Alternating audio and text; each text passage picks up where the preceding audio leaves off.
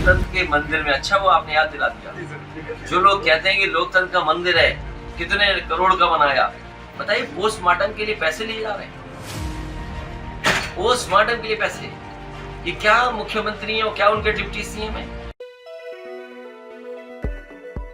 Samajwadi party के राष्ट्रीय अध्यक्ष अखिलेश यादव मैनपुरी शहर के जाने माने ठेकेदार मनोज यादव के आवास पर एक निजी कार्यक्रम में शामिल होने के लिए पहुंचे, जहां उन्होंने मौजूद समाजवादी पार्टी कार्यकर्ताओं से बातचीत की। कार्यक्रम के दौरान अखिलेश यादव मीडिया से रूबरू हुए और प्रेस कॉन्फ्रेंस के दौरान उन्होंने भारतीय जनता पार्टी पर जमकर निशाना साधा। भारतीय जनता पार्टी लोकतंत्र की हत्या कर रही बीजेपी वोटों की लूट करने वाली पार्टी है। निकाय चुनाव के दौरान चंदौसी में जो कारनामा बीजेपी का देखने को मिला वह किसी से छुपा नहीं है, जहां जीते हुए किन्नर को हराने का काम किया गया था, जिसके कारण नंगा नाच हुआ था। उन्होंने कहा कि लोकतंत्र है, निश्चित तौर से 2024 में बदलाव होगा। भारतीय जनता पार्टी लगातार सर्वे पर सर्वे करवा रही है, क्योंकि इस बार भारतीय जनता पार्टी सफाया की तरफ जा रही है। उन्होंने कहा कि उत्तर प्रदेश शिक्षा के क्षेत्र में, भ्रष्टाचार के मामलों में, स्वास्थ्य के मामलों में, महंगाई के मामले में कहां खड़ा है, जबकि उत्तर प्रदेश के डीजीपी कार्यवाहक नहीं है, बल्कि उत्तर प्रदेश के मुख्यमंत्री कार्यवाहक के रूप में काम कर रहे हैं। उत्तर प्रदेश के किसानों का गेहूं सरकार ने नहीं खरीदा है, बल्कि प्राइवेट एजेंसियों ने खरीदा है, जो मुंबई से राष्ट्रीय मार्गों द्वारा लोड होकर अन्य देशों में चला गया। भारतीय जनता पार्टी के कार्यकाल में भ्रष्टाचार इतना बढ़ गया है कि पोस्टमार्टम की रिपोर्ट के नाम पर सेवा शुल्क देनी पड़ रही है और चिकित्सक मजे से धन उगाही कर रहे हैं। उन्होंने भारतीय जनता पार्टी पर आरोप लगाते हुए कहा कि आज के दौर में Bharatiya Janata party mafia party बन चुकी है। समाजवादियों को तो बदनाम किया जा रहा था, लेकिन हकीकत में देखिए, आप किसी भी शहर में चले जाइए, सबसे ज्यादा रजिस्ट्री भारतीय जनता पार्टी के लोगों की मिलेगी। मैनपुरी से उमाकांत बातम की रिपोर्ट।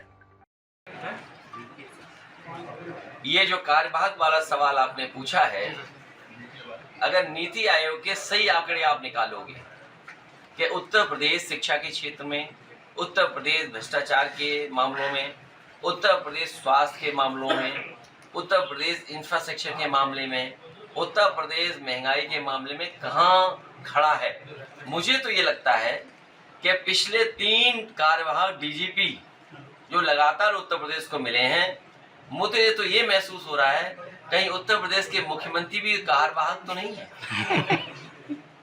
उत्तर प्रदेश का डीजीपी कार्यवाहक नहीं है, उत्तर प्रदेश के मुख्यमंत्री कार्यवाहक हैं। क्योंकि अगर नीति आयोग के अगर आंकड़े आप देखोगे तो किसी क्षेत्र में काम ही नहीं हुआ। आप मैनपुरी के रहने वाले हो, क्या मिला मैनपुरी को बताओ आप? जिन सड़कों पे जितना गड्ढा हो गया, ये गड्ढा सरकार नहीं भर पा रही। लोगों ने तो बचपन से जो पढ़ा है, हिंदू मुस्लिम सिख ईसाई सब है भाई भाई, यही पढ़ा हमने और यही मिलकर के रहे हैं। अध्यक्ष जी, आप पार्टी का स्टैंड आप प्रभावित कर रहे हैं। आप गलत सवाल पूछा जी। सवाल आपका ये होना चाहिए कि जिस दिन देश की संसद भवन का उद्घाटन हुआ था, सबसे बड़ी लोकसभा, जिसके बारे में न जाने क्या क्या सपने दिखाए जा रहे हैं, कि उसका उद्घाटन हुआ, उसी दिन पुलिस जाकर के पहलवानों को गिरफ्तार कर रही है। ये संदेश दे रहे बीजेपी के लोग कि हम न संविधान को मानते हैं, न कानून को मानते हैं। जो लोग आवाज उठाएंगे उनकी आवाज बंद कर देंगे। 24 में आगामी जो भविष्य है वो दिख रहा है कि सपा के लिए उज्जवल है और कहीं ना कहीं भाजपा को रोकने की पुरजोर कोशिश करेंगे, वो कामयाब होंगे। लेकिन उस मंदिर का आपने विरोध किया, संविधान का मंदिर था, उसी में आप लोग बैठेंगे और वो जनता का पैसा, व्यक्ति किसी का नहीं है। मोदी आज है, मोदी घर के थोड़ी नहीं लेके जाएंगे ये। नहीं, और उसमें सर एक सवाल का पूरा जवाब। उद्घाटन के अवसर पर साधु संत थे, क्या वाकई में ये लोकतंत्र जो संविधान चल रहा है, क्या साधु संतों से चलेगा? देखिए, मैं अपने पत्रकार साथी ने बहुत अच्छा सवाल पूछा कि लोकतंत्र का मंदिर जी जो इतने बड़े रूप में बना हो, उसके उद्घाटन में हम लोग नहीं गए। ये इसलिए हम लोगों ने संदेश दिया, और खासकर हमने संदेश दिया कि अगर देश की राष्ट्रपति महिला हैं, आदिवासी हैं, और हमें आपको पन्ने पलटने चाहिए। जिस समय यही भारतीय जनता पार्टी दूसरे दलों से राष्ट्रपति चुनाव के लिए वोट मांग रहे थे, तो क्या क्या नहीं बता रहे थे। तो आज जब उद्घाटन था तो क्यों भूल गए? और केवल उन्हें भूल गए, हमारे अभी कोविंद जी रिटायर हुए हैं प्रेसिडेंट, अरे कम से कम उनका भी सम्मान हो जाता। तो आखिरकार भारतीय जनता पार्टी क्या संदेश देना चाहती थी? इस देश में सबसे ज्यादा नुकसान अगर किसी ने किया तो वो छुआछूत ने किया। अरे यहाँ नगर निगम के चुनाव हुए थे, अभी सीएम के यहाँ दौरा हुआ था, छबासी दे के गए हैं कि भैया मैनपुरी के जो ब्यूरोक्रेसी में लगे हुए अधिकारी हैं उन्होंने बहुत जबरदस्त काम किया है। क्या कहेंगे? देखिए, ये बात समझने की है और केवल एक दल नहीं, अगर उत्तर प्रदेश की आप जानकारी करेंगे तो आपको जगह जगह से ये जानकारी हासिल होगी कि सरकार ने और खासकर भारतीय जनता पार्टी ने अधिकारियों के माध्यम से परिणाम बदले हैं। और सबसे बड़ा उदाहरण तो चंदौली का है, जहां पर किन्नर समाज का जो प्रत्याशी था वो जीत गया, लेकिन पता नहीं किसके दबाव में उसका परिणाम बदला गया।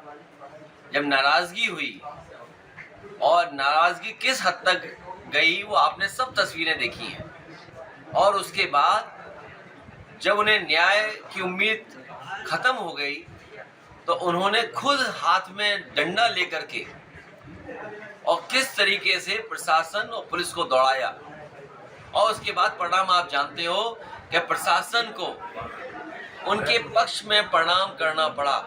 नाम पे रुपए लग रहे हैं और कहते हैं रिपोर्ट बदल जाएगी आपकी। ए भगवान, यहाँ अखबार में खबर छपी थी, सोचो हम आपके विधानसभा लोकतंत्र के मंदिर में, अच्छा वो आपने याद दिला दिया। जो लोग कहते हैं कि लोकतंत्र का मंदिर है, कितने करोड़ का बनाया, बताइए पोस्टमार्टम के लिए पैसे लिए जा रहे हैं। पोस्टमार्टम के लिए पैसे, ये क्या मुख्यमंत्री है और क्या उनके डिप्टी सीएम है? डिप्टी सीएम का स्वास्थ्य खराब है मुझे लगता है, जिन्हें ये दिखाई नहीं दे रहा कि किस तरीके से अस्पताल चल रहे हैं। मेडिकल कॉलेज बर्बाद कर दी। क्या सफाई का अस्पताल देखने आए थे? क्या देखने आए थे कि बिल्डिंग कब बनेगी? बीजेपी के लोग वोटों की लूट करते हैं, बूथ कैप्चरिंग कर लेते हैं। लूट छोटी बात, क्या डकैती कर रहे हैं?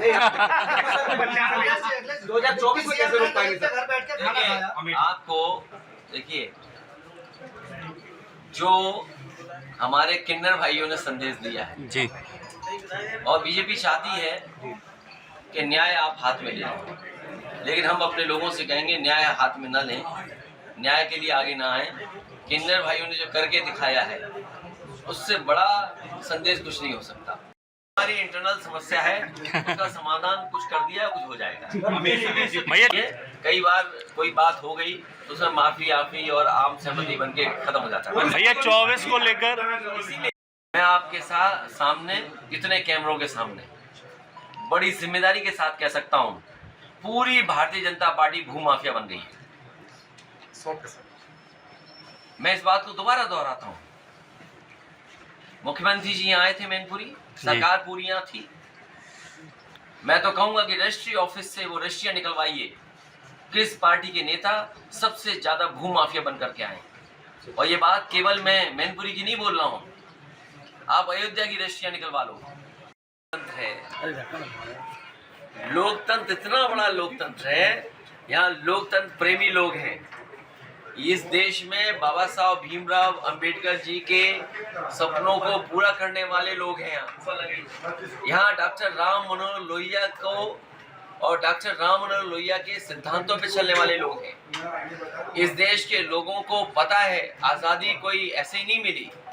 इस आज़ादी के लिए, इस लोकतंत्र के लिए, अपने कानून के लिए लोगों ने कुर्बानियां दी हैं। कोई लोकतंत्र ऐसे नहीं बदल देगा कि हर चीज बदल दें। 24 में बदलाव होगा, 24 में भारतीय जनता पार्टी का सफाया होगा। इसीलिए क्या कर रहे हैं, सर्वे के बाद सर्वे, फिर सर्वे, फिर सर्वे। अरे 3 सर्वे करके अपने 2-2 बार सांसद रहे उनकी टिकट तय करोगे? इसका मतलब क्या हुआ कि जो सांसद चुने जा चुके हैं वो उनकी सफाया होने जा रहा है, टिकट बदली जा रही है। चिंता का विषय सर्वे नहीं है। जनता को चिंता का विषय और आपके लिए चिंता का विषय ये होना चाहिए, खबर ये होनी चाहिए कि 3 सर्वे के बाद भी वो 2-2 बार के सांसद टिकट नहीं बचा पाएंगे। भारतीय जनता पार्टी ताज़ा खबरों से जुड़े रहने के लिए हमारे चैनल को सब्सक्राइब करें और बेल आइकन को दबाना ना भूलें ताकि हर खबर की नोटिफिकेशन आपको मिलती रहे।